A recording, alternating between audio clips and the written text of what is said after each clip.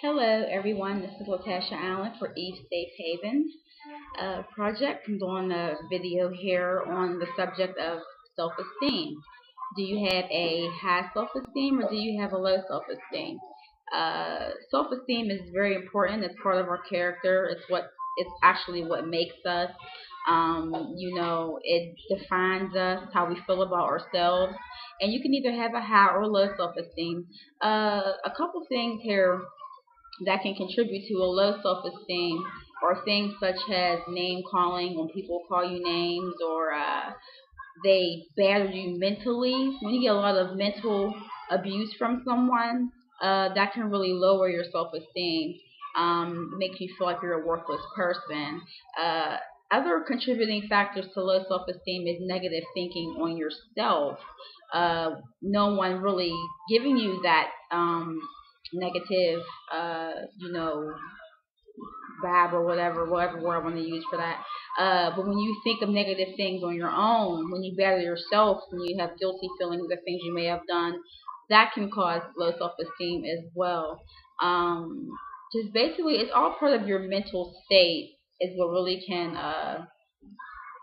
affect your self-esteem and really cause low self-esteem. When you beat yourself up about things, where you regret things, you think of hurtful things over and over again. Don't get me wrong; those things are very hard to not think of, but you really have to come to a point in your life where you have to let certain things go. Especially if a person is clearly showing you that they don't care about you. They're clearly, obviously showing you they give 2 cents about you, then you really have to start redirecting your focus on something else, and that's when I'm going to get into high self-esteem. High self-esteem is when you cater to yourself, not necessarily being selfish or whatnot, but when you devote time to yourself, that can build your self-esteem. When you take care of yourself as far as eating, exercising, getting a good night's sleep, prayer, because that helps your self-esteem and your spirituality. Um, Doing things for yourself, going out on trips, doing things you like, hobbies, etc., certain things like that. That can really uplift your self-esteem. Another contributing factor to increasing your self-esteem is what you choose to hear. And what I mean by that is you can't really control what people say, but you can control what you choose to take in. And with that being said, if you are getting fed negative things from someone, or if they're constantly nagging you with things that aren't building you up but breaking you down, then you really have to cut those things out, cut that person off. People like that usually are hurting inside themselves. They are toxic. They like to it builds their ego when you feed off of it. They get something out of that.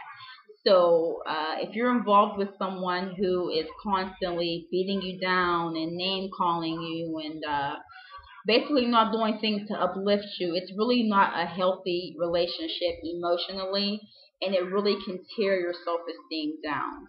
And if it ever gets to the point where you lose yourself, like I did in my case, I catered to my husband so much that I lost my focus on myself, and it was not an emotional it wasn't a really healthy situation emotionally for myself or my children, especially my oldest.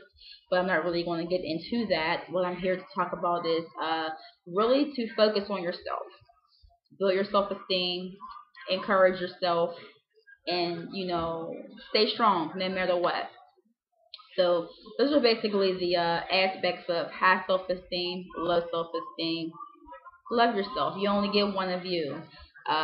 So that's pretty much it. Again, this is Latasha for Eve Safe Haven, changing lives and empowering women one heart at a time. www.evesafehaven.com. Email evesafehaven1@yahoo.com. Feel free to visit my contact me information section. Have a good night.